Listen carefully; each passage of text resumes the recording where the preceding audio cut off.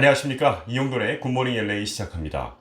LA타임스에서 지난 1996년부터 지금까지 24년째 LA타임스를 대표하는 스포츠 칼럼니스트로 활약하고 있는 빌 플래스키 기자가 최근의 칼럼을 통해서 코로나19는 그냥 통계 수치가 아니라 언제 어디서든 당신을 덮칠 수 있는 실제로 아주 위험한 바이러스입니다 라고 경고하는 칼럼을 썼습니다. 자신이 정말 잠깐의 방심으로 감염이 됐었다면서 지옥과 같은 극심한 고통 속에 불안과 공포가 가장 힘들었었다라고 그 경험담을 털어놨는데요. 코로나19 사태가 있은 이후부터 모든 안전수칙을 지키고 정말 외출을 자제하면서 생활을 해왔는데 어느 날 의자에서 침대까지 가기 힘들 정도로 극심한 피로감과 무기력함을 느꼈고 이내 증상이 심각해지자 검사를 받아 코로나19 양성 판정을 받은 것입니다. 그는 감염 증상이 나타나기 일주일 전에 4개월 만에 처음으로 지인들과 거리두기 조치가 준비가 된 식당 밖 야외 페리오에서 테이블 두 곳에서 식사를 했다고 했는데요. 그때 처음으로 바깥에서 마스크를 벗었고 아마도 코로나19에 노출됐을 것이라고 추측하고 있습니다. 또한 자신이 LA 카운티 내 발생한 5천여 명의 사망자 중에 한 명이 아니며 병원에 입원하지 않는 것만으로도 다행이라면서 겪은 증상에 대해서는 아주 특이하고 심각한 몸살이라고 표현을 하고요. 코로나19에 감염되기 전 들었던 수많은 경험담을 뼈저리게 체험하게 된 계기라고 전했습니다. 이 플래스키 기자는 코로나19는 단순한 통계 숫자가 아니고 또 정치적 논란거리가 아니고 위험은 실제하는 것이며 모두가 코로나 바이러스에 대해 심각하게 여겨야 한다라고 강조를 했습니다. 자, 한편 이런 미국에서 어제도 코로나19 확산세가 이어져 나갔는데요. 가장 많은 코로나19 환자가 나오는 곳은 바로 제가 살고 있는 이 캘리포니아주입니다. 누적 환자 수가 60만 명에 바짝 다가섰고요. 시카고가 있는 일리노이주는 누적 환자 수가 20만 명을 돌파했다고 CNN이 보도를 했습니다. 또한 조지아에서는 2,674명의 신규 환자가 나오면서 누적 환자가 22만 8천여 명으로 증가했고요. 텍사스주는 코로나19 양성 판정 비율이 크게 치솟으면서 주 보건당국이 원인 조사에 나서기도 하고 있습니다. 미 존스 홉킨스 대학은 어제 오후 미국의 코로나19 확진자 수를 524만 8,678명으로 사망자 수를 16만 7,092명으로 각각 집계했습니다. 자, 이런 가운데 러시아 정부가 미국의 신종 코로나 바이러스 감염증 백신과 관련해 도움을 주겠다고 손을 내밀었는데 미국 정부가 이를 단호히 거절했습니다. 이와 관련해서 미국 정부 관계자들은 러시아의 백신은 섣부른 결과물로 간주가 되며 미국은 이에 전혀 관심이 없다고 밝히고요. 한 보건당국 관계자는 미국은 이 러시아 백신을 사람은커녕 원숭이에게도 접종할 생각이 없다라고 말했습니다. 그런 이유가 러시아의 이 새 백신의 시험과 관련해서 사실 지금까지 아직 아무런 과학적 자료를 제시하지 않고 있는 가운데 전 세계의 전문가들은 안전성과 효능을 두고 의구심을 제기하고 있습니다. 흑인이면서 아시아계 혼혈인 카멜라 해리스 상원의원이 민주당 부통령 후보로 낙점이 된 거는 다들 아실 텐데요.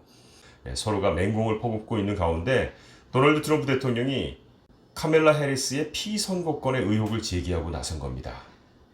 해리스 상원의원이 미국 태생이 아니기 때문에 헌법상 대통령 피선거권이 없다는 의혹인데 원래 트럼프 대통령이 앞서서 버락 오바마 전 대통령을 향해서도 같은 의혹을 제기했다가 철회를 한 바 있었는데요.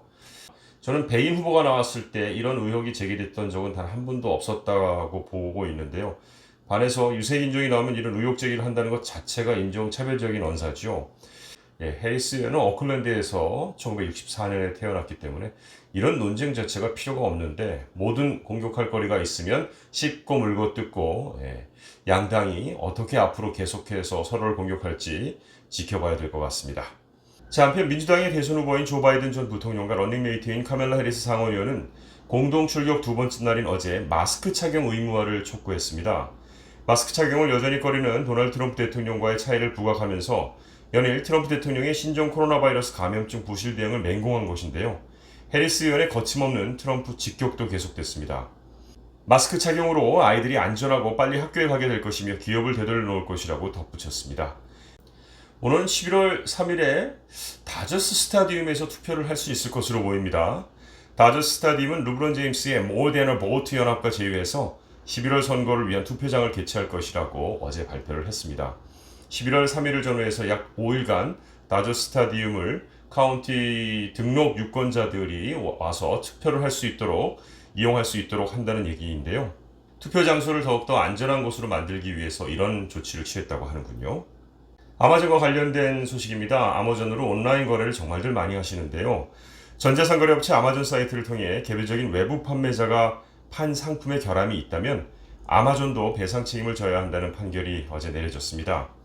이번 판결은 외부 판매자의 단순히 판매 통로를 제공했을 뿐이라며 재정을 책임 소송을 별 탈 없이 넘겨온 아마존에 상당히 큰 타격이 될 것으로 보이는데요.